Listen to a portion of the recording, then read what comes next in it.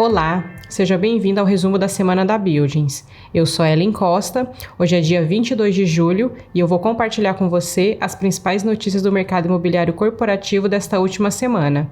Lembrando que essas notícias estão disponíveis no portal da revista Buildings e também nas principais plataformas de streaming. E se você estiver assistindo pelo YouTube, confira no box de descrição do vídeo o link para as matérias. Então vamos para a nossa primeira notícia que foi publicada no portal da revista Buildings. Minas Gerais, estoque de galpões logísticos praticamente esgota no segundo trimestre de 2022. Quando a pandemia chegou, em março de 2020, tudo pareceu incerto. O confinamento social, em razão do fechamento de escolas, escritórios, lojas e shoppings, tornou-se um incômodo necessário naquele momento. Como resultado disso, as pessoas migraram suas compras para o digital. De lá para cá, o e-commerce deu um boom e o mercado logístico cresceu a passos largos. Prova disso são os novos recordes alcançados pelo setor. O estado mineiro, que aparece em terceira colocação no mercado logístico brasileiro, se destacou com números recordes de atividade construtiva, ocupação e preço pedido por locação. O que esses dados mostram é o que se observa desde o início da pandemia. O setor logístico brasileiro soube aproveitar as oportunidades inerentes à crise sanitária. Minas Gerais possui hoje 2,2 milhões de metros quadrados locáveis de galpões em condomínios logísticos, distribuídos em 57 empreendimentos. O estoque de galpões logísticos no estado mineiro praticamente esgotou no primeiro semestre de 2022. No primeiro TRI havia apenas 15 mil metros quadrados disponíveis para locação. No segundo TRI, o número foi de 23 mil metros quadrados.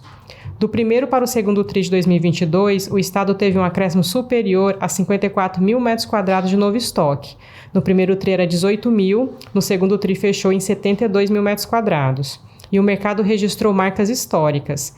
A atividade construtiva demonstra aquecimento relevante. No primeiro TRI de 2022, foi de 744 mil metros quadrados. No segundo TRI, foi de 956 mil metros quadrados, um aumento equivalente a 212 mil metros quadrados. A ocupação é outro destaque no estado. Saiu de 2,18 milhões de metros quadrados no primeiro TRI e foi para 2,24 milhões de metros quadrados no segundo. A consequência de todo esse aquecimento do setor e estoque praticamente zerado é que houve aumento na média de preço pedido por metro quadrado de locação. No primeiro TRI de 2022, era R$ 20,93. No segundo TRI, subiu para R$ 23,18, um aumento de 10,8%. Quando olhamos para a absorção líquida, indicador de crescimento ou retração do mercado em metragem quadrada ocupada, o saldo segue positivo. Alcançou o resultado de 64 mil metros quadrados no segundo trimestre de 2022, número superior em 17 mil metros quadrados em relação ao primeiro TRI. A taxa de vacância ficou em apenas 1% no primeiro trimestre de 2022, embora um pouco maior que o primeiro, continua muito baixa. Para ler a matéria completa e ter mais informações também sobre a cidade de Extrema, que foi um outro destaque nesse fechamento de trimestre, confira o artigo completo na revista Buildings.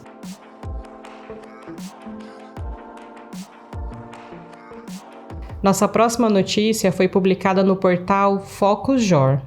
LOG vai investir 283 milhões de reais em novo condomínio logístico no Ceará. A LOG está investindo 283 milhões de reais em seu terceiro empreendimento no Ceará. Responsável pela construção e locação de galpões logísticos no estado, a empresa já conta com o LOG Fortaleza 1 e o LOG Fortaleza 2. O condomínio logístico, situado no 4º anel viário, tem previsão de entrega para o segundo semestre de 2023. A área bruta locável é de 129 mil metros quadrados, divididos em 2 galpões com módulos a partir de 1.700 metros quadrados. O espaço poderá receber mais de 70 empresas dos mais diversos segmentos e gerar mais de 1.500 vagas de trabalho. O diretor executivo de produção da empresa, Márcio Siqueira, disse que a construção de mais um empreendimento em Fortaleza vai atender à demanda por galpões logísticos de alto padrão na região. Além disso, faz parte da estratégia de negócio da companhia de ampliar sua atuação pelo Brasil. O executivo explica que a procura por espaços como os oferecidos pela LOG foi impulsionado recentemente pelo crescimento do e-commerce no Brasil.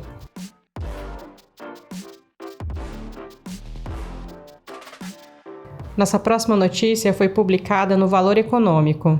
DHL vai investir 150 milhões de reais no Brasil até 2025.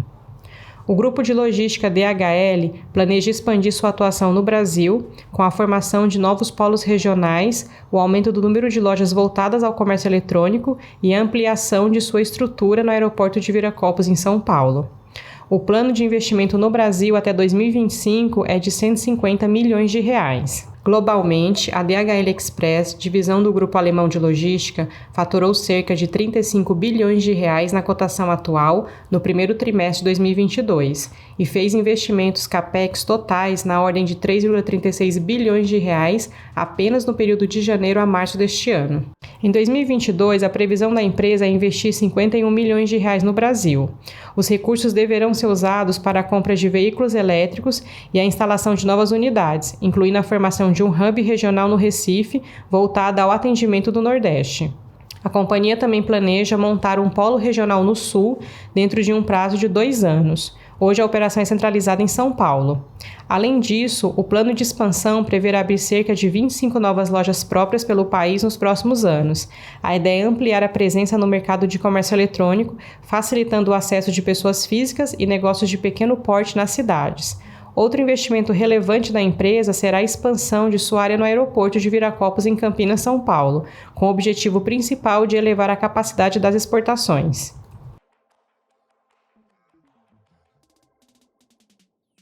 Nossa próxima notícia foi publicada no portal Investing. BR Properties conclui operações no montante de 4,1 bilhões de reais. Segundo o fato relevante divulgado na última quarta-feira, dia 20, a BR Properties concluiu o pagamento de algumas parcelas iniciais de imóveis no valor total de 4,1 bilhões de reais. Entre as operações finalizadas está o pagamento superior a 1,2 bilhão de reais de parcelas iniciais dos imóveis Edifício Glória, Brasília, Edifício Panamérica, Green Park, Edifício Panamérica Park, Parque da Cidade, Edifício Alphaville e Conjunto 34 Jatobá. Além disso, também houve o pagamento de 2,9 bilhões de reais nas parcelas iniciais dos imóveis Edifício Centenário, Edifício Plaza Centenário, Ventura, Edifício Manchete, Torre ATNU e Imóveis JK, que estão em processo de liberação de ônus reais e devem ser concluídos em até 2 dias contados desta data. As parcelas iniciais correspondem a 70% do preço total dos imóveis e os outros 30% restantes devem ser pagos em até 12 meses. A BR Properties disse que a liquidez gerada pelas operações será usada para quitar dívidas da companhia e também para efetuar o pagamento de ações aos cotistas, caso seja aprovado no dia 28 de julho a redução do capital social da empresa em 1,125 bilhão. Nos últimos 365 dias, os papéis da BR Properties acumularam uma desvalorização de 9,28%, mas as estimativas consensuais indicam uma alta percentual de 20,14% nos próximos 12 meses, para R$ 9,98.